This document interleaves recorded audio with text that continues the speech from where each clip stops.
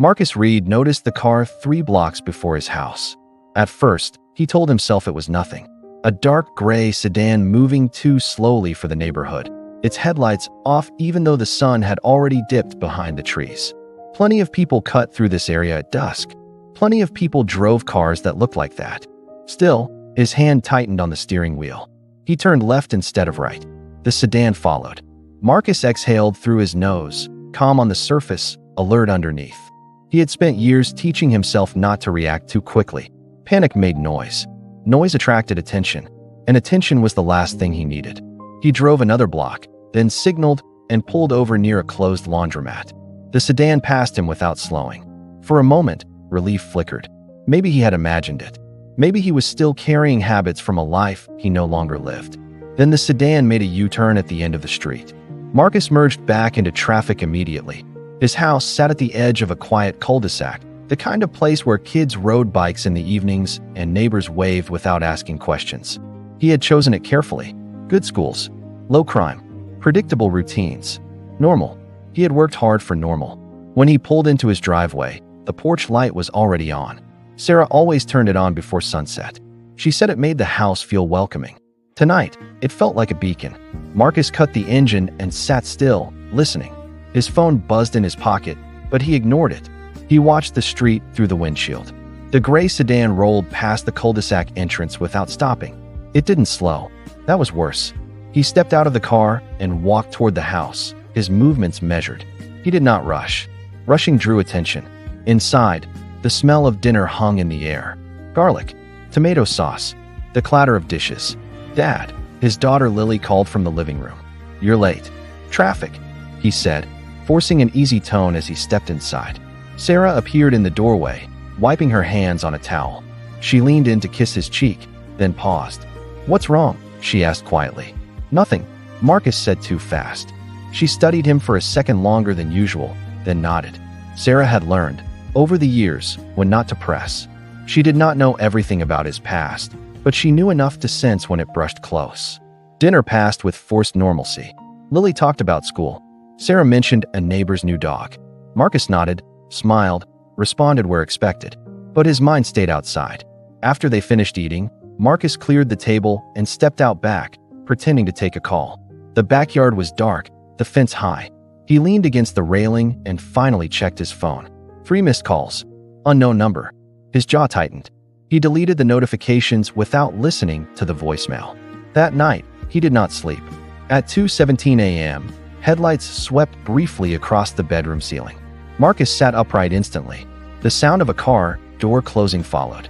He slipped out of bed, careful not to wake Sarah, and moved to the front window. He lifted the curtain just enough to see. The gray sedan sat across the street. Engine off. 2 men inside. They did not look around. They did not speak.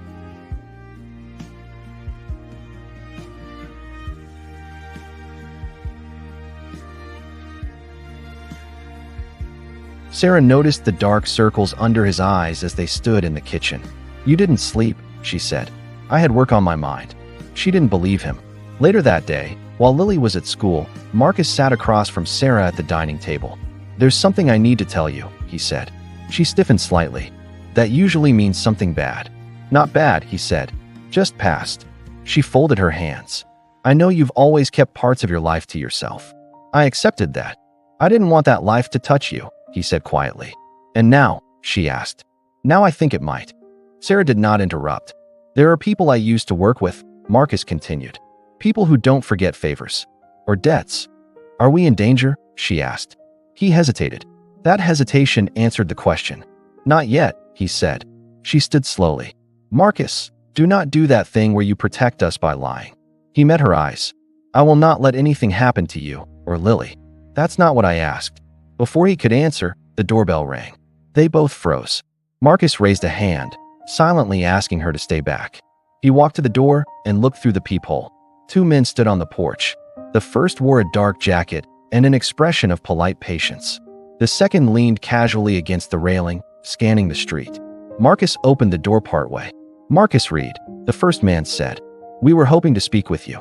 "You're at the wrong house," Marcus replied. The man smiled faintly. "No, we're not." Sarah appeared behind Marcus despite his warning look. Who is it? She asked. The man's eyes flicked past Marcus, taking in the house, the family photos on the wall. Friends from work, Marcus said. That's funny, the second man said. He never mentioned having a family. Marcus stepped outside, closing the door behind him. Whatever this is, he said, it does not involve them. Everything involves family, the first man replied. That's why we followed you home. Marcus felt the words like a blade sliding into place. You should leave, Marcus said. We will, the man said. Soon. But first, we need something. What? Information, he replied. About something you were involved in years ago. I walked away. You don't walk away from us, the second man said lightly. Marcus's phone buzzed. Unknown number. The first man glanced at it. Answer that. Marcus did not move. Marcus, the man said, voice calm. You don't want us explaining things to your wife in our own words. Marcus answered the call. A voice spoke immediately. You should have stayed gone. The call ended. The men stepped back. We'll be in touch, the first said. Do not call the police. Do not run.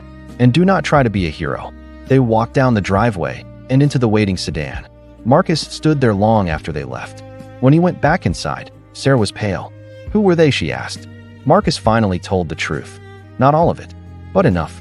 And as he spoke, he understood something with brutal clarity. They were not after him anymore. They were after leverage. And his family was standing in the middle of it. Marcus did not sleep the second night either. He lay on his back, staring at the ceiling fan as it cut slow circles through the dark. Every sound in the house felt louder than it should have been. The refrigerator clicking on. The floorboard creaking when the air shifted. Lily turning in her sleep down the hall. Sarah lay beside him, awake. He could feel it in the way her breathing never quite settled. You're planning something, she said softly. Yes, Marcus replied. You're not going to tell me, are you? He turned his head to look at her. In the dim light, her eyes were steady. Not afraid. Waiting. I don't want you carrying this, he said. She gave a short, humorless smile. We're already carrying it. He had no answer for that. By morning, Marcus had made his decision. He took Lily to school himself, something he rarely did during the week. She chatted the whole way about a science project, about a boy in her class who thought volcanoes were boring. Marcus listened, smiled when expected, memorized the sound of her voice as if it were something he might need to replay later. Before she got out of the car, she paused. Dad, yes, sweetheart. Are you in trouble? The question hit harder than any threat from the night before. No, he said after a beat. But I'm handling something. She studied his face the way Sarah did, then nodded. Okay. When she closed the door and walked toward the school, Marcus stayed parked until she disappeared inside. Then he drove, not to work, to a part of the city he had avoided for years. The warehouse district had not changed. Same cracked pavement, same abandoned loading docks, same sense that time slowed down there, thick and heavy. He parked 2 blocks away and walked the rest, scanning reflections, listening for footsteps that were not his own. Inside the warehouse, the air smelled like dust and old oil. Didn't think you'd show, a voice called from the shadows. Marcus did not flinch. You wanted to talk. A man stepped into the light. Mid-40s. Sharp eyes. Calm smile. His name was Victor Hale, and once, a long time ago, Marcus had trusted him. You brought trouble to my door, Marcus said. Victor shrugged. You disappeared with unfinished business. I paid my share. You paid what you thought was your share, Victor corrected. Turns out it wasn't enough. Marcus stepped closer. You followed me to my family. Victor's smile faded slightly. I followed you to remind you of what matters. If they get hurt, they won't, Victor said. Unless you force our hand. Marcus clenched his fists. What do you want? Names, Victor replied. Details. Confirmation. There's an investigation stirring up old ground, and your name came up. I don't know anything anymore. Victor tilted his head. You always knew more than you admitted. Silence stretched between them. Finally, Marcus spoke. You give me time. You stay away from my house. Victor considered this. You have 48 hours. And after that, Victor smiled again. Then we stopped being patient. Marcus left the warehouse knowing 2 things. The first was that Victor was lying about the danger to his family. The second was that running would not save them. That evening, Marcus told Sarah everything. Not fragments. Not softened edges. The whole truth. When he finished, she sat quietly, absorbing it. You should have trusted me sooner, she said. I know. What are you going to do? He met her eyes. I'm going to end it. She did not ask how. Instead, she said. Then we do this together. The next day moved like a countdown. Marcus contacted someone he had hoped never to speak to again. A woman named Denise Carter, former federal investigator, former enemy. Now, possibly, the only option left. They met in a crowded diner. You look tired, Denise said. You look the same, Marcus replied. She smiled faintly. That's not a compliment. He told her everything Victor wanted, everything he knew, everything he had hidden. Denise listened without interrupting. When he finished, she nodded. They're already watching you. I figured. You brought your family into this.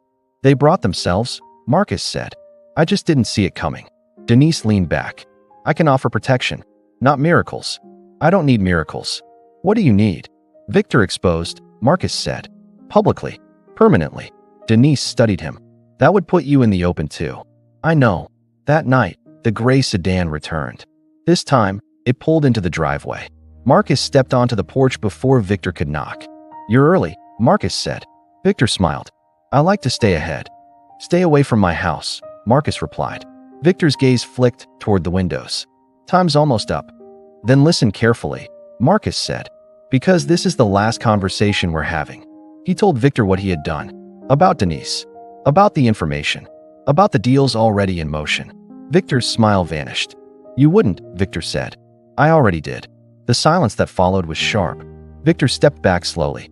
You're making a mistake. No, Marcus said. I made my mistake years ago. This is me fixing it. Victor left without another word. The fallout came fast. Raids. Arrests. Headlines that did not name Marcus but echoed his past. The city buzzed with rumors. Victor disappeared. For weeks, Marcus expected retaliation. It never came. One evening, as Marcus sat on the porch with Sarah, Lily ran out to join them. Everything okay now? Lily asked. Marcus looked at the quiet street. At the porch light glowing softly. At the life he had almost lost. Yes, he said. It is. But he knew better than to believe in perfect endings. Some things never fully let go. They only stopped knocking. And this time, Marcus was ready.